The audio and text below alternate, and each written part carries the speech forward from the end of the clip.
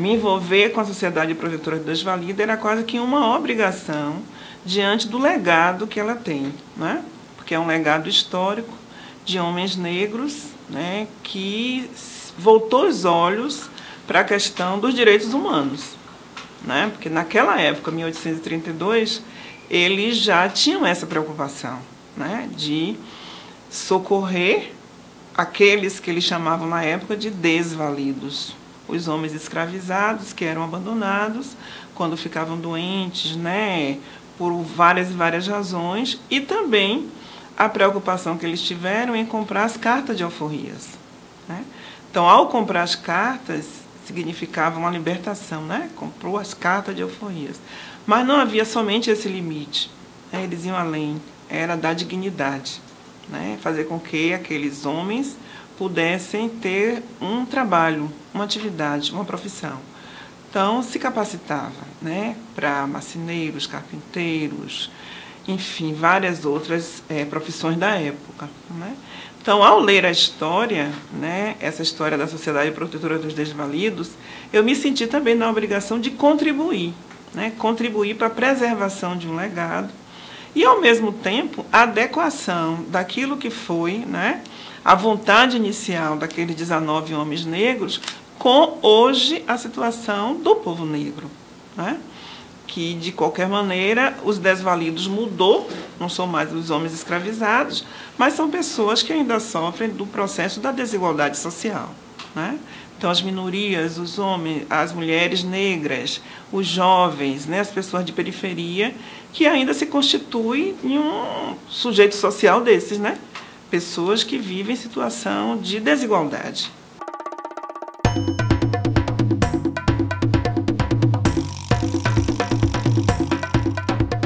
O início da sociedade, ela se dá exatamente por conta desse olhar sensível, né, dos homens, alguns homens negros da época, com esses outros que não eram livres, homens negros libertos, né? Então, esse olhar de sensibilidade para aqueles que eram escravizados e maltratados, né? Porque a sociedade, ela é criada ali perto do Pelourinho. E o que era o Pelourinho? Era exatamente o local onde os negros apanhavam, né, onde eles eram castigados, né? Então, essa sensibilidade para garantir os direitos de um ser humano a ser humano, né? Não viver na escravidão, não viver submetido a castigos. Então, esses 19 homens, eles começam a se reunir a partir de Manuel Vitor Serra, né, que é o criador, assim, o idealizador do processo, né? Então, ele começa a discutir isto, a criar e vai convidando outros, né? Eles vão se reunindo e formam, na verdade, uma irmandade, porque na época não era permitido aos homens negros se reunirem em sociedades, em associações, né? Então, primeiro, eles se reúnem como irmandade, né? E a partir daí vão fazendo uma cotização, né? Vão guardando recursos para poder começar a comprar essas cartas de alforria. Então, é um esforço, na verdade, desses 19 homens, né, para iniciar o processo. Então, depois de iniciado o processo, é que vão outros aderindo, né, àquelas ideias.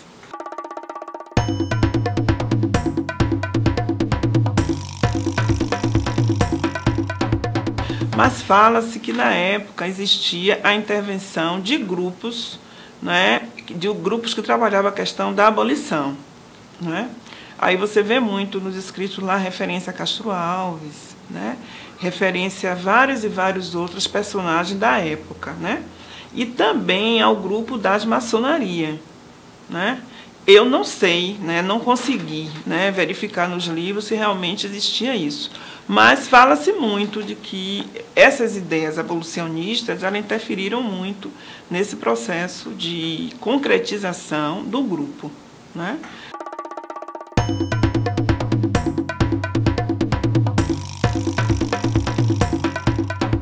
Não, ela foi ligada inicialmente à Igreja dos 15 Mistérios, né, que foi a que abrigou, né? Então, elas ficaram durante muito tempo na Igreja dos 15 Mistérios. E depois, ela passa também a se abrigar na Rosário dos Pretos, né, que é logo aquela igreja que vocês conhecem e que abrigou esse grupo por muito tempo. Em seguida, eles passam, né, a serem mais autônomos e criam a Sociedade Protetora dos Desvalidos.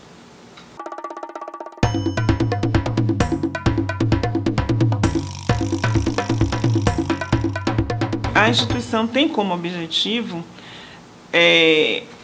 restabelecer essa questão, né, dos homens escravizados, que eles compravam essas cartas, e depois eles atuavam numa capacitação, como eu informei, né? Então, eles faziam uma capacitação para as atividades da época, que também não exigiam muita escolaridade, né? Então, eram os marceneiros e carpinteiros. Bem, ao lado disso, eles também criaram a questão dos benefícios, ou seja, se este homem ficasse doente, ele passava a receber um benefício, né? Se este homem que era associado também morresse, a esposa, de modo mais específico, passava a receber um benefício. Então, o registro diz que a Sociedade Protetora dos Desvalidos se constituiu no primeiro INSS do Brasil, né? Ou seja, é a primeira instituição a pagar benefícios em situações de doenças e de morte, né? Então, esse aí era um foco bem forte da instituição, tá? Ao lado disso, tinha toda a questão de buscar fazer um diálogo com a política da época, né? Ou seja, o que é que se discute a nível de garantia de direitos? Então, também o Estatuto prevê, né, essas ações de discussões, que hoje a gente chama de monitoramento, né? Monitoramento da política, de avaliação, mas na época eles já faziam. Não existia isso. O que existia era a tentativa de libertar e de comprar. Provavelmente, por se situar ali naquela região do Pelourinho, discutimos muito de que deveria ser aqueles que estavam sendo mais maltratados, né? Porque existiam aqueles senhores de escravos, os donos dos escravos, que utilizavam de maltratos muito grandes, né, com os escravos, os homens escravizados. Então, essa é uma das ideias, né, de que eles priorizavam aqueles escravos que mais sofriam, ou aqueles escravos que estavam abandonados. Porque nós sabemos que os escravos, quando ficavam doentes, eles eram abandonados, né? Então, eles eram abandonados ali nas ruas. Então, era uma das ações, era tentar recuperar esses escravos abandonados. Então, esses escravos abandonados, nem sempre eles estavam libertos, porque por vezes eles estavam só doentes, mas ainda pertencia a um senhor. Então, eles compravam também, né? E daqueles que estavam também atuando.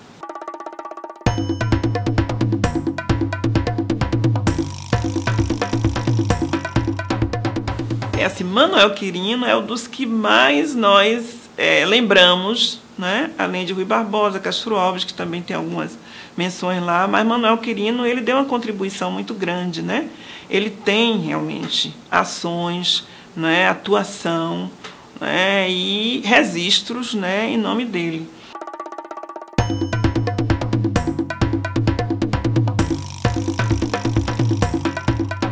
Na própria sede, ela tem uma capela, né?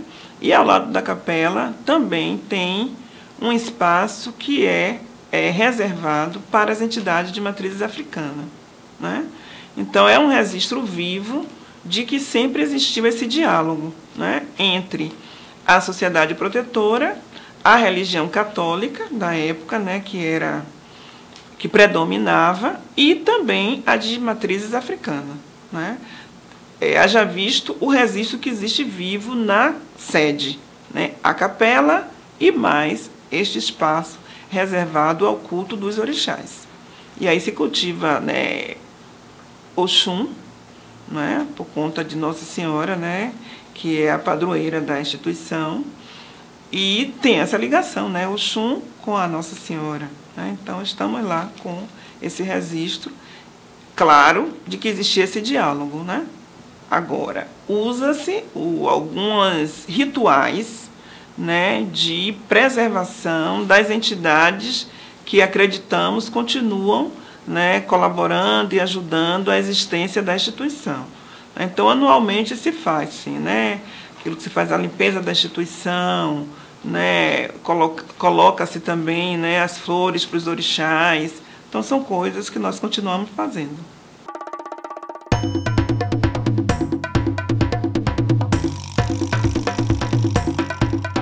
Então aqui eles falam o seguinte, de que a instituição, ela criou uma caixa de pecúlio, né, e emprestava então os dinheiros, né, valores para aquelas pessoas que precisavam.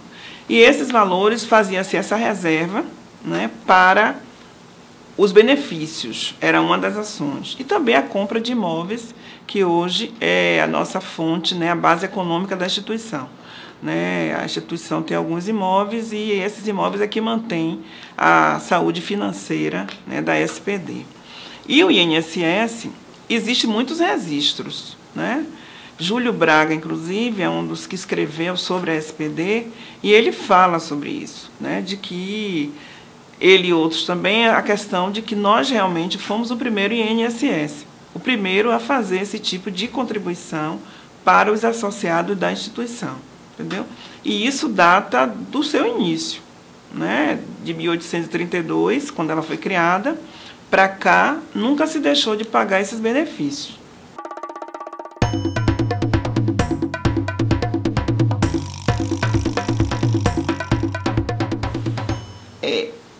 Hoje, a sociedade, depois de 182 anos, né, sob o comando, né, de homens, conseguimos, na última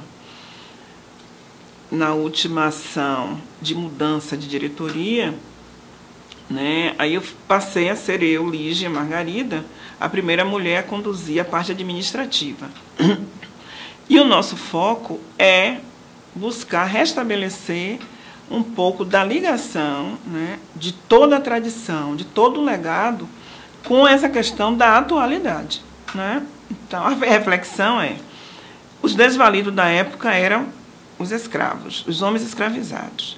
E quem são os desvalidos de hoje? Né? As minorias, que nós buscamos, com isso, fazer uma atuação focada nessa garantia de direitos humanos, que foi pensado quando eles criaram e que hoje também é uma discussão atual. Né? Garantir direitos humanos é uma discussão atualíssima. Né? Então, nós buscamos fazer com que isso seja um dos nossos focos. Né? Então, mantemos, sim, os benefícios, ou seja, os associados têm direito a. Ficam doentes, tem um benefício que é pago. Se falece, também é pago. Agora, para além disso, nós temos as ações sociais, que é ações sociais com jovens, né? Sobretudo jovens de periferia, com mulheres, por se constituir num grupo social que tem maior vulnerabilidade, né, entre a questão de homens e mulheres, e, de um modo geral, fazer a discussão mais contemporânea da gestão municipal, né, aquilo que está ocorrendo e aquilo que realmente o povo negro precisa para restabelecer a sua dignidade.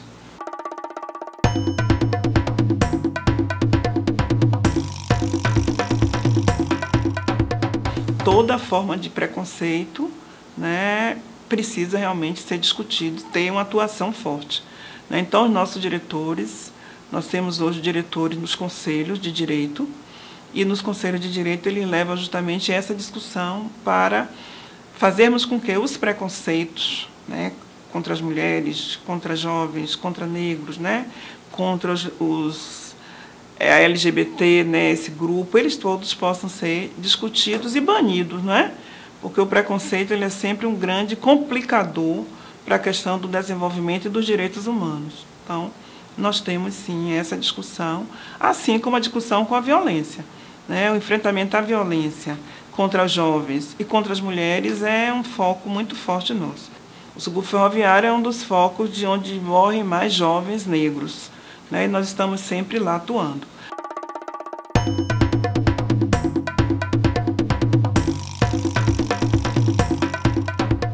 Olha, a lei, me parece que é a 10.639, que é a lei que fala da obrigatoriedade, né, das escolas discutirem, né, o legado histórico dos povos afrodescendentes, na nossa concepção, tem deixado muito a desejar, né, por várias razões. O primeiro é que o material didático que é produzido ainda não chega como deveria nas escolas, né, de um modo geral. Né? sabemos que existem professores, alguns educadores, fazendo um esforço muito grande para que esse legado possa ser disseminado nas escolas, né, nas salas de aula. Mas, na nossa concepção, ainda falta muito investimento nesta área, ou seja, produção mesmo, produção de material para que o jovem, né, o estudante e as pessoas, de modo geral, da sociedade, possam ter acesso. A Sociedade Protetora, com toda essa história, ela até hoje não tem um livro que registre, né, com mais contundência a sua história. Tem, né, Júlio Braga produziu um livro, né, tem vários outros escritos, mas assim, um paradidático que possa levar para o jovem as informações, nós não temos. Então, o que nós estamos hoje buscando produzir é um livro que tem uma linguagem mais fácil, mais acessível, ligado à Lei 10.639, para que eles possam, então, ter, né, acesso a um pouco dessa história. Eu acredito que é uma contribuição, né, que nós vamos dar para esse jovem.